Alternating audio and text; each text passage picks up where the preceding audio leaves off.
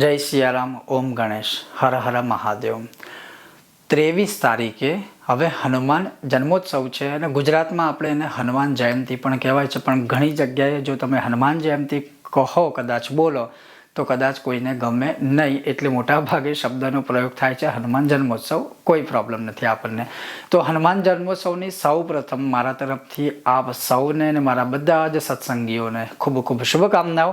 હવે મૂળ વાત એ છે કે આ વખતે જે હનુમાન જન્મોત્સવ છે એ પાછું મંગળવાર યુક્ત છે 23 તારીખે. હવે મંગળવાર હોય અને એમાંય હનુમાનજીનો દિવસ, હનુમાન જન્મોત્સવ હોય, કેટલો વિશેષ યોગ અને કેટલો મહાન દિવસ.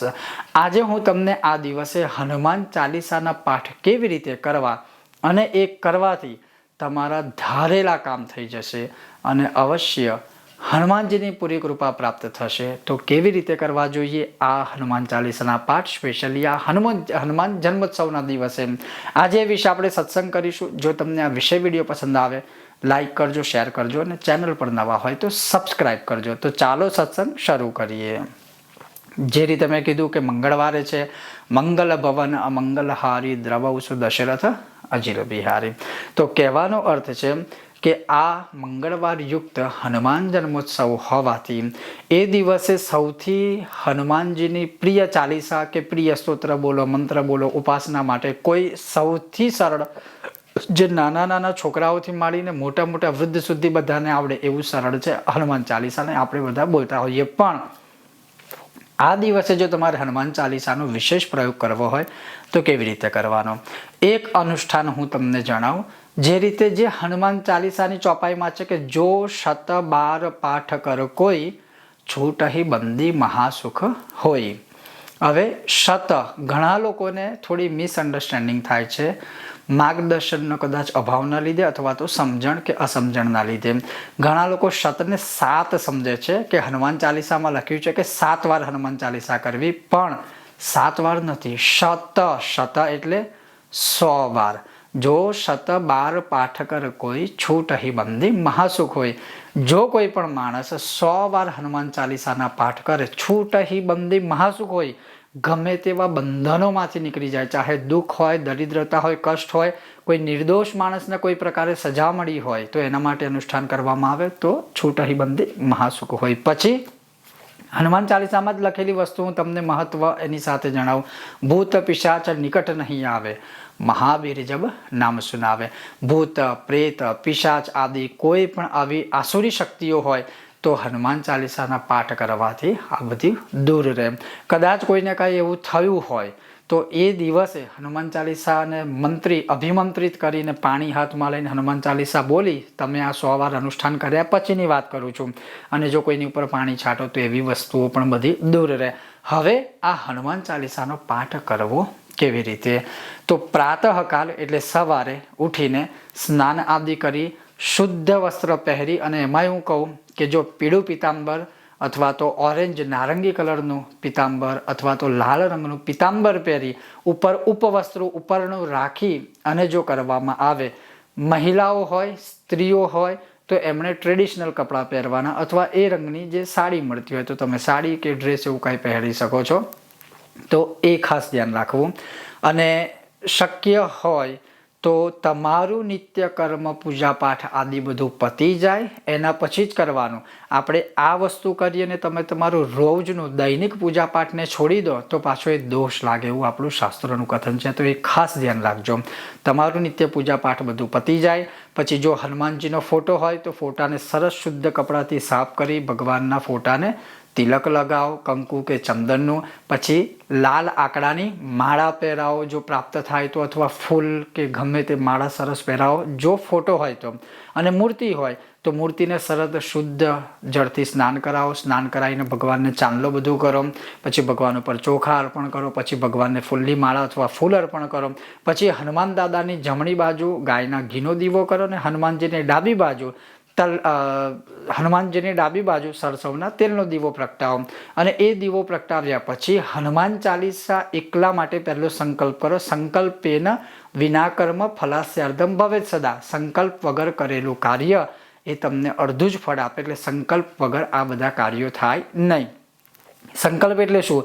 તો જમણા હાથમાં તમારે જળ લેવાનું, પાણી પકડવાનું અને માની લો કે કોઈની કામના એવી છે, જેમ કે કોઈ વિદ્યાર્થી છે તો એને વિદ્યા પ્રાપ્ત કરવી છે, તો વિદ્યાર્થી જ્યારે વિદ્યા પ્રાપ્ત કરવા માટે સંકલ્પ કરે તો એને ખાલી એટલી જ પ્રાર્થના કરવાની કે હે હનુમાન દાદા, આજે આ હનુમાન જન્મોત્સવના મહાન દિવસે અને એ પણ પાછું મંગળવાર યુક્ત છે, આ ચૈત્રી શુક્લ પૂર્ણિમા એટલે કે ચૈત્ર સુદ પૂર્ણિમાના દિવસે, મંગળવારના દિવસે, હનુમાન જન્મોત્સવના દિવસે હું ખૂબ વિદ્યા પ્રાપ્ત કરું અને મને કોઈ પણ પ્રકારનું નડતર હોય તો એ બધા નડતર દૂર રહે અને મને વિદ્યાની પ્રાપ્તિ થાય.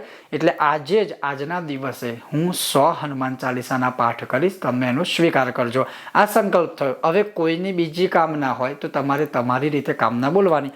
હાથમાં જે જળ લીધું હોય નીચે કોઈ પાત્રામાં કે તરભાણામાં છોડી દેવાનું, પછી એ પવિત્ર જગ્યાએ વિસર્જિત કરી દેજો. હવે આ થયો સંકલ્પ.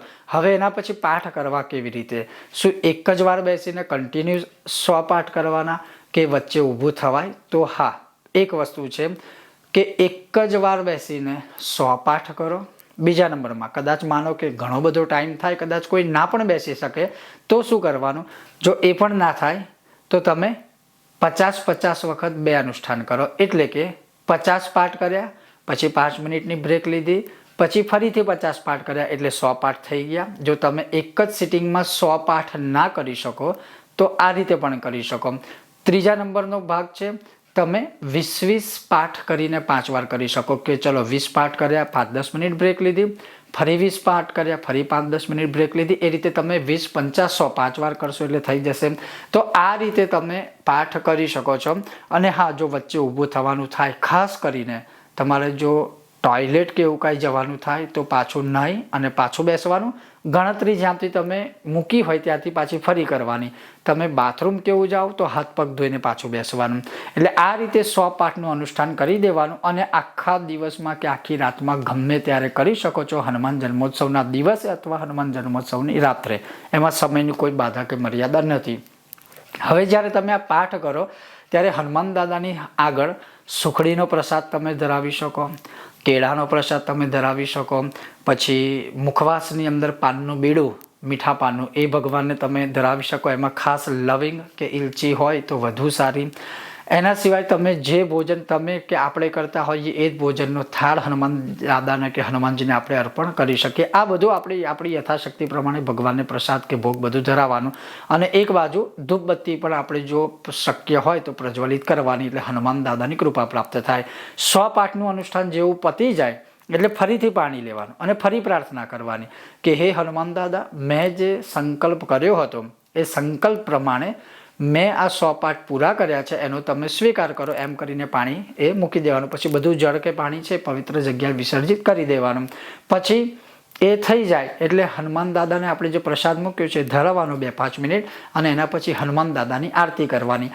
આરતી થઈ જાય એટલે 2 હાથ જોડી હનુમાન દાદા પાસે આપણે માફી માંગવાની, ક્ષમા યાચના કે કદાચ મારાથી આ હનુમાન ચાલીસાના પાઠમાં બોલવામાં અથવા તો કોઈ પણ પ્રકારે અજાણતાથી જો મારાથી ભૂલ થઈ ગઈ હોય કોઈ પણ પ્રકારે, તો એ મારી ભૂલને તમે માફ કરજો. અને કદાચ કોઈ ક્ષતિ રહી ગઈ હોય તો એ ક્ષતિની તમે પૂર્તિ કરજો, એટલે પૂર્ણ કરજો અને મારા કરેલા પાઠનો તમે સ્વીકાર કરજો. બસ આ રીતે ભગવાનને પ્રાર્થના કરી ત્યાં અનુષ્ઠાન તમારું પૂરું થઈ ગયું.